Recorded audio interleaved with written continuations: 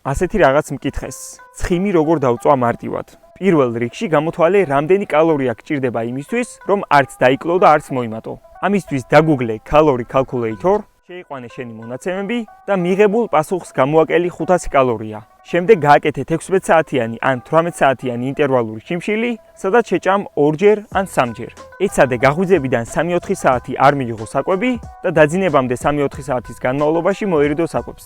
უპირატესობა მიანიჭე ჯანსაღ და ერთი ინგრედიენტისგან შემდგარ საკვებს. დანარჩენს რაც შეეხება, მშვენივრად იცი, რომელია არაჯანსაღი საკვები და ეგენი შეგიძლია ცოტა ხნით დაივიწყო. გამოიყენე 90-10-ზე პრინციპი. ანუ ეს რას ნიშნავს? კვირის განმავლობაში შენი რაციონის მინიმუმ 90% უნდა იყოს ჯანსაღი საკვები, რაც იმას ნიშნავს, რომ დანარჩენი 10% შეიძლება იყოს არაჯანსაღი საკვები. თუ მაგალითად იქნები 3ჯერად კვებაზე, კვირაში მოგიწევს 21 კვება, ხომ ასეა? 21-ის 10% არის 2. ანუ კვირაში 2ჯერ შეგიძლია დაარღვიო და საკუთარ თავს მისცე იმის უფლება, რომ ჭამო ის კერძი, რაც გიყვარს. მაგრამ აუცილებლად ეცადე, რომ დარღვევა მოხდეს დღის საათებში და აუცილებლად დაიწყე წყლით და ბოსტნეულით. ამის შემდეგ მიირთვი რამე ცილოვანი და ბოლოს ის, რითაც არ ღვევ.